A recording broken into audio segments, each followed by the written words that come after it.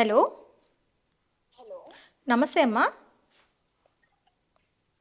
Hello. Hello madam, నమస్తే madam. ఎక్కడి నుంచి మాట్లాడుతున్నారమ్మా? నేను వరంగల్ నుంచి మాట్లాడుతున్నాను మేడం. ఓకే, మీ పేరు?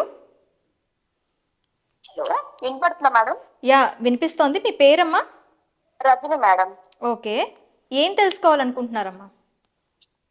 నాది యాక్చువల్లీ పర్సనల్ ప్రాబ్లం ఒకటి ఉంది మ్యామ్. So okay. ఏంటంటే యాక్చువల్లీ నాది లవ్ మ్యారేజ్ అనమాట. ఇంకా పెళ్లి అవ్వలేదు. So okay. కష్టపడి ఇంట్లో అందరిని ఒప్పించేసుకున్నాము. ఓకే. అంతా సెట్ అయింది అనుకునే టైంకి మ్, వాళ్ళ అబ్బాయి వాళ్ళ పేరెంట్స్ జాతకాలు చూపించారు అనమాట. ఓకే. సో అప్పుడు అతనికి నాకు కుజదోషం ఉందని వాళ్ళు జడ్జి కూడా చెప్పారంట అండి. ఓకే. సో అప్పటి నుంచి అతను కొంచెం అవాయిడ్ చేయడం కానీ మాట్లాడుకోవడం కానీ ఇలా చేస్తున్నారు. నేను అడిగిన కొద్దీ కూడా టాపిక్ అనేది డైవర్ట్ చేసేస్తున్నాడు అబ్బాయి. ఓకే. సో నాకేంటంటే అబ్బాయి నుంచి విడిపోవడం అసలు లేదు. సో వాళ్ళు ఫ్యామిలీ మాటలు వినేసి అతను కూడా అవాయిడ్ చేసేసరికి నాకు కొంచెం డిప్రెస్ గా అనిపించేస్తుంది. ఏం చేయాలో అర్థం కావట్లేదు అసలు. ఓకే. Sir okay. సొల్యూషన్ ఇక్కడ చెప్పడానికి చాలా ట్రై చేస్తాను. ఇప్పుడు కలిసిందండి కాల్. ఓకే, నాగనాథ్ గారు ఉన్నారు మనతో పాటు. ఒక్కసారి మాట్లాడండి అమ్మా.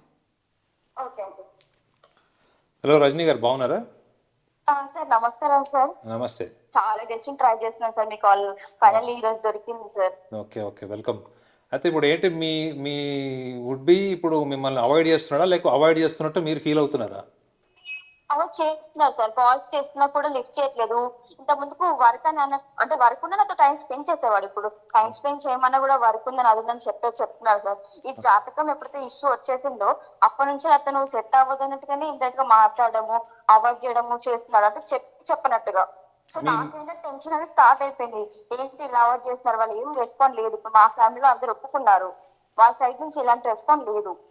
అవునమ్మా, మీరు చెప్తుంటేనే అర్థమైపోతుంది మీరు చాలా టెన్స్లో ఉన్నారు, యాంగ్జైటీ ఉందని తెలుస్తుంది. చాలా అసలు చాలా డిప్రెస్ అయిపోతున్నాను డైలీ దీని గురించి ఆలోచించి.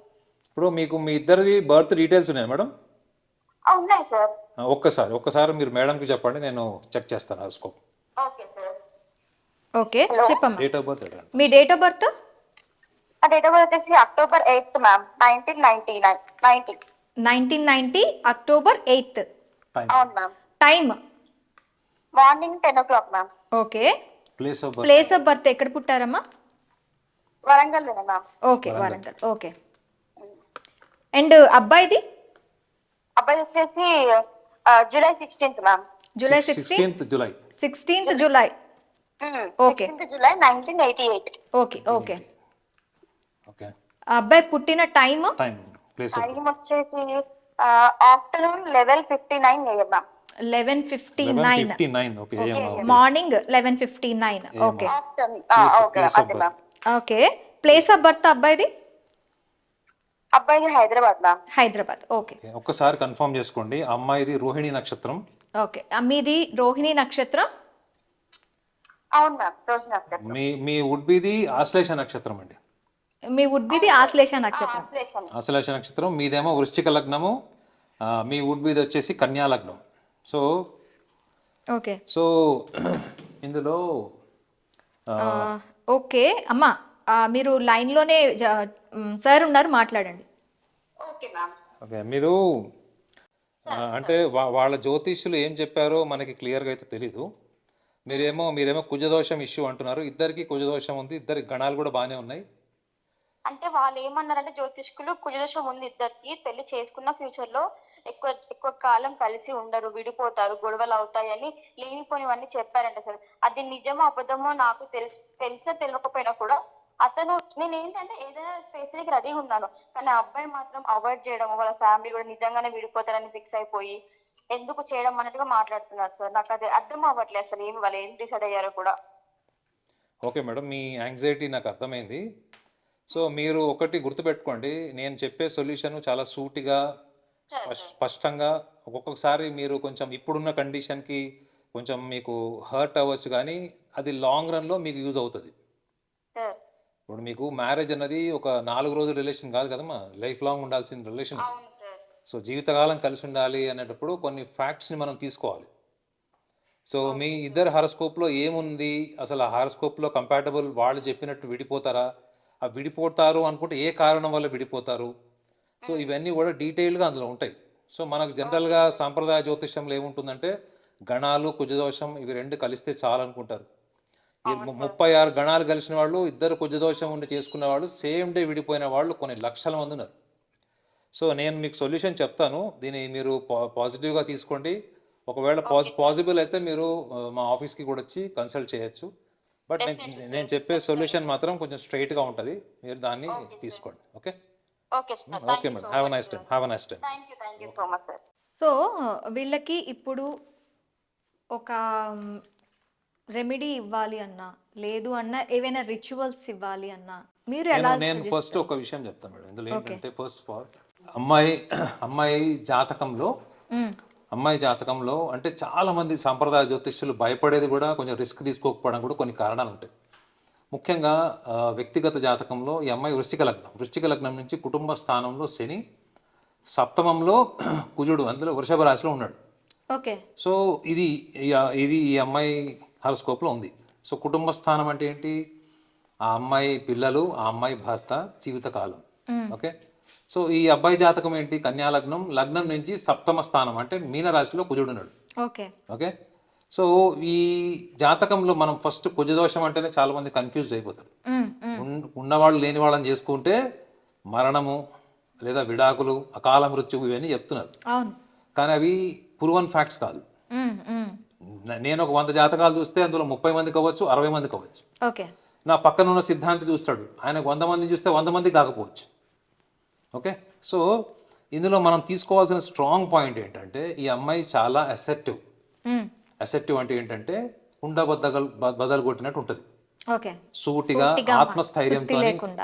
ఆత్మస్థైర్యంతో సూటిగా తనను తాను ఒక అభిప్రాయానికి వచ్చినప్పుడు ఆ అభిప్రాయంలో తీసుకునే నిర్ణయాలు ఎటువంటి అప్స్ అండ్ డౌన్స్ ఉన్నా, అన్సర్టనిటీస్ ఉన్నా వాటిని ఫేస్ చేసేటువంటి విల్ పవర్, లీడర్షిప్ క్వాలిటీస్ ఈమెకు ఉన్నాయి. ఓకే.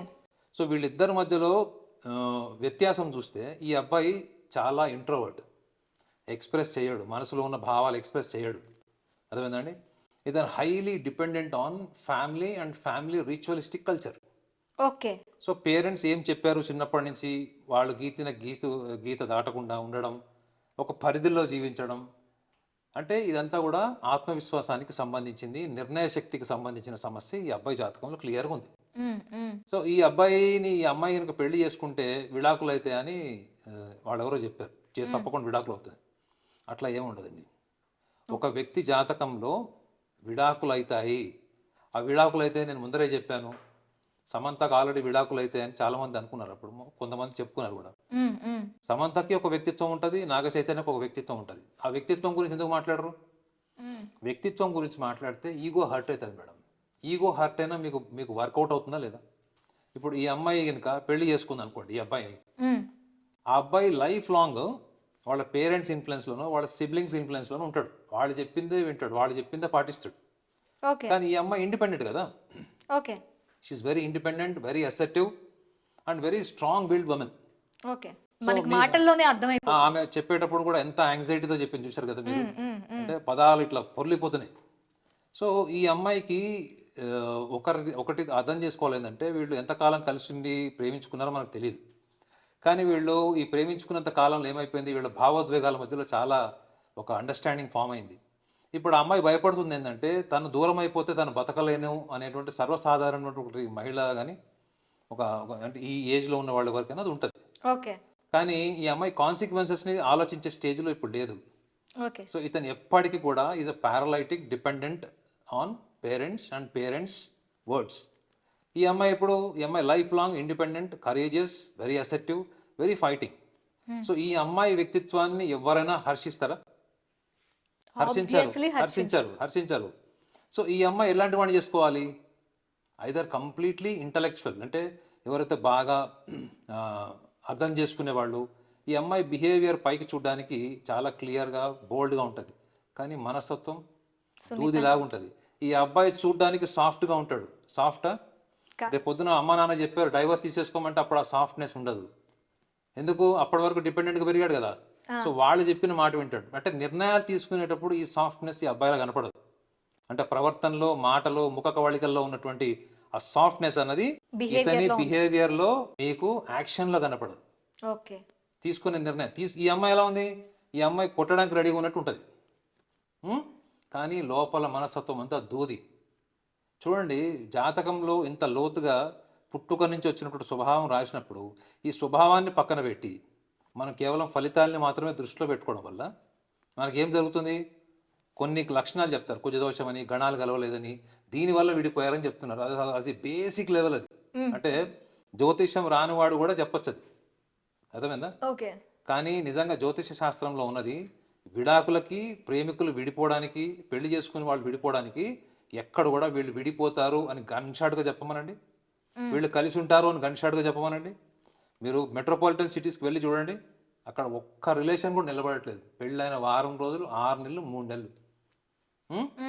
అంత ఇండివిజువాలిటీస్. ఈ అమ్మాయికి అంత ఇండివిజువాలిటీ ఉన్నప్పుడు ఇండివిజువాలిటీని కూడా తీసుకునేవాడు, కెరియర్ని తీసుకునేవాడు, ఛాలెంజింగ్ స్పిరిట్ ఉన్నవాడు, రేపు పొద్దున ఈ అమ్మాయి కెరియర్లో ఎక్కడికో వెళ్ళిపోతుంది, టాప్ పొజిషన్కి వెళ్తుంది. ఆ పిల్లవాడు అక్కడే ఉన్నాడు లేదా ఇంకా ఎదగని స్థాయిలో ఉన్నాడు అనుకోండి, అప్పుడు వాళ్ళకి ఈగో ప్రాబ్లమ్స్ రావా? ఖచ్చితంగా వస్తాయి. రేపు పొద్దున ఈఎంఐలు కట్టాలి, లోన్స్ ఉంటాయి, వీటన్నిటికి వాటి స్థాయికి ఈ అమ్మాయి ఎదగలుగుతుందా? సారీ, ఈ అబ్బాయి ఎదగలేదు అనుకోండి, అప్పుడేంటి పరిస్థితి? ఖచ్చితంగా ఈగో క్లాషెస్ వస్తాయి. clashes అమ్మాయి కొంచెం అంటే అప్లో ఇక్కడ చూడండి, అబ్బాయి కాదు. ఇన్ఫీరియారిటీ తొక్కేస్తుంది కాదు, అబ్బాయి. ఇప్పుడు ఇదేదో కొంచెం మీరు కూడా కనెక్ట్ అయినట్టున్నారు ఇక్కడ మీ పర్సనల్ లైఫ్లో. సో వినండి, అయితే ఈ అమ్మాయికి రేపు పొద్దున ఎప్పుడైనా కానీ లైఫ్లో ఛాలెంజెస్ వచ్చినప్పుడు ఈ అమ్మాయి ముందు నిలబడుతుంది. కానీ ఆ అబ్బాయి ముందు నిలబడతాడా అంటే ఆ అబ్బాయి వాళ్ళ పేరెంట్స్ పక్కన నిలబడతాడు. ఓకే. ఇప్పుడు ఈ స్థాయికి వచ్చినప్పుడు ప్రేమించుకొని పెళ్లి చేసుకునేటప్పుడు ఇండిపెండెంట్గా ఉంటాడని అమ్మాయి ఎక్స్పెక్ట్ చేస్తుంది. నేను ఇండిపెండెంట్గా ఉండను, మా అమ్మ ఏం చెప్తుంది వింటాను, మా అక్క ఏం చెప్తే వింటాను, ఇలా చెప్పి కుటుంబాలు విచ్ఛిన్నం అయిపోయినవి. అబ్బాయిలందరూ ఇలానే ఉంటారా సార్? నేను నన్ను చూస్తున్నారు కదా, నేను ఎలా ఉన్నాను. సో ఇక్కడ పాయింట్ ఏంటి తెలుసా మేడం, ఈ అమ్మాయి ఎప్పటికైనా ఈ అబ్బాయిని చేసుకోకపోతే బెటర్. ఓకే. ఈ అబ్బాయిని చేసుకోకపోతే బెటర్. ఎందుకు? ఈ clarity of thought, assertiveness, dominant nature, career orientation, challenging spirit, ఇలా ఉన్న చాలామంది ఆడవాళ్ళు అవతల వాడు అమాయకత్వ ప్రవర్తన, తను ఎప్పుడు పడితే అప్పుడు తన కేర్ తీసుకోవడము, ఐస్ క్రీమ్ తినిపించడము, ఎప్పుడు పిలిస్తే అప్పుడు రావడము, కేరింగ్, కన్సర్న్, ఇవన్నీ పెళ్లి ముందు వరకు ఉంటాయి. ఓకే. ఆ తర్వాత చాలామంది అబ్బాయిలా కనపడదు, అమ్మాయిలు కూడా కనపడవు. ఈ కేరింగ్, కన్సర్న్, ఎంపతి అనేది కనపడదు. కానీ మీకు జ్యోతిష్యంలో ఈ లక్షణాలు మీకు బలంగా ముందుగానే చెప్పిన తర్వాత కూడా అవతల వాళ్ళు లేదు నేను అతన్నే చేసుకుంటానంటే జరగబోయేది ఏమవుతుంది? పరిణామాలు చూస్తాం. అప్పుడు ఆ క్రెడిట్ అంతా ఒరిగిపోతుంది. ఆ జ్యోతిషుడు చెప్పాడు చూడండి, వీళ్ళు పెళ్లి చేసుకున్నా విడిపోతారు, నేను ముందరగానే చెప్పానని. విడిపోతారు అని చెప్పినప్పుడు ఎందుకు విడిపోతారని జ్యోతిషుడు చెప్పారు, మీరు చూసారా? ఇప్పుడు మనం చెప్తున్నామా లేదా? ఏ లక్షణాల వల్ల విడిపోతున్నారు అన్నది చెప్తే అమ్మాయికి ఒక చాయిస్ ఉందా లేదా? ఖచ్చితంగా ఉంటుంది. అబ్బాయికి కూడా ఒక చాయిస్ ఉంది. అబ్బాయి తరఫు జ్యోతిష్యులు అబ్బాయి తరఫు మాట్లాడతారా, అమ్మాయి తరఫు మాట్లాడతారా చెప్పండి. ఆబ్వియస్లీ అబ్బాయి తరపునే. కాబట్టి ఈ జాతకంలో ఏంటంటే ఇది విధిలిఖితమో, జాతకంలో కుజదోషం వల్లనో, గణాలు కలవడం వల్లనో విడిపోతారన్నది శుద్ధ అబద్ధం. జాతకంలో మీ విద్య, మీ యొక్క వ్యాపారము, పెళ్ళి, ప్రేమ, ఇవన్నీ కూడా మీ వ్యక్తిగత చాయిసెస్ అని చెప్తుంది. అంటే మీకు ఒక ఆప్షన్ ఉంది, ఒక ఎంపిక ఉంది. ఎంపిక ఉన్నది వేరు, విధిలిఖితం వేరు కదా మేడం. ఈ అమ్మాయికి పుట్టుకతో వచ్చింది ఏంటి? ఇప్పుడు చెప్పిన లక్షణాలు. ఒక 2 వేస్ ఉంటే మనం ఎంచుకునే వే బట్టి మన ఫ్యూచర్ అనేది ఉంటుంది అనేది మీరు చెప్తున్నారు, రైట్? 2 వేస్ అని కాదు madam, many ways. There are many ways. అదేమైనా దెర్ ఆర్ మెనీ వేస్. ఈ మెనీ వేస్ లో నేను క్లియర్ గా చెప్తుంది ఏంటి? లక్షణాలు. Okay. Personality description about personality. ఈ పర్సనాలిటీ డిస్క్రిప్షన్ ఇచ్చిన తర్వాత కూడా మేము ఎక్స్పెరిమెంట్ చేస్తాము, మేము చేసుకుంటాము అనుకునే వాళ్ళు నేను నా లైఫ్లో చాలా మంది చూశాను. అమ్మాయి అందంగా ఉందనో, అబ్బాయి అందంగా ఉన్నాడనో, ఆస్తి కలిసి వస్తుందనో, ఐఐటి చదువుకున్నాడనో, ఎంబీబీఎస్ డాక్టర్ చేసుకున్న వాళ్ళు తీవ్రమైనటువంటి మనస్తాపాన్ని చెంది ఈగో ప్రాబ్లమ్స్తో విడిపోయిన వాళ్ళు నా కెరియర్లో చాలామంది చూశాను. కారణం ఏంటి? వాళ్ళు ఒకసారి ఫిక్స్ అయిన తర్వాత, అది సినిమా డైలాగ్ ఉంది చూడండి, ఎవడు మాట విన్నది, ఒక్కసారి మైండ్లో ఫిక్స్ అయితే. సో ఈ ఫిక్సేషన్ వల్ల, ఒపీనియనేటెడ్నెస్ వల్ల, ఓవర్ కాన్ఫిడెన్స్ వల్ల, కాన్సిక్వెన్సెస్ని అనలైజ్ చేయలేకపోవడం వల్ల, వాళ్ళ తత్వం వాళ్ళకి తెలియకపోవడం వల్ల, వాళ్ళ పర్సనాలిటీ లేకపోవడం వల్ల వాళ్ళు విడిపోయారు తప్ప ఇది ఏది విధిలిఖితమైంది, ఇది కర్మ సిద్ధాంతమనో, దీన్ని మనం ఫేట్ అని అనుకోవాల్సిన అవసరం అస్సలు లేదు. ఓకే. అయితే ఒకవేళ పెళ్లి చేసుకుంటే ఏవైనా రిచువల్స్ పాటిస్తే వీళ్ళు కలిసి ఉండే అవకాశం ఉందంటారా? అఫ్ కోర్స్ ఉంటుంది. మనం రిచువల్స్ అన్నది మనము హారోస్కోప్లో ఆ వ్యక్తి యొక్క కాన్స్టిట్యూషన్ ఆఫ్ మైండ్ అంటారు. కాన్స్టిట్యూషన్ ఆఫ్ మైండ్ అంటే ఇప్పుడు నేను చెప్పినవన్నీ వస్తాయి. మీ భావోద్వేగాలు, మీ ఆలోచనలు, మీ ఫీలింగ్స్, మీ ఎక్స్పెక్టేషన్స్ ఉంటాయి చూడండి, వీటికి అనుగుణంగా వాళ్ళు ఎటువంటి రిచువల్స్ని వాళ్ళు ఫాలో అయితే వాళ్ళ జీవితంలో ఇంతకన్నా బెటర్ స్టేజ్కి వెళ్తారు. మెయిన్ ఏంటంటే మేడం, ఇక్కడ వాళ్ళు విడిపోవడం కారణం ఏంటి, టెంపర్మెంటల్ ఇష్యూస్ ఉంటాయి. Okay. 90% temperamental issues, other social factors ఉంటాయి. Discrimination of social factors, religion or else caste based rituals ఇవి ఉంటాయి.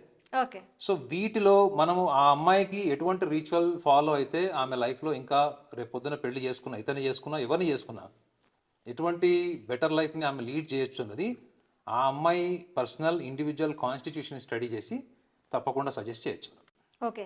సో విన్నావు కదమ్మా, రిచువల్స్ పాటించగలను నేను, సార్ చెప్పినవి ఏవైనా నేను పాటిస్తాను, అవి పాటించి తనతో కూడా, అంటే ఇద్దరూ పాటించాల్సి ఉంటుంది రిచువల్స్ అనేవి, తనతో కూడా పాటించేట్లా చేయగలను అనుకునేటప్పుడు నువ్వు మ్యారేజ్ చేసుకోవడానికి ముందుకెళ్ళచ్చు.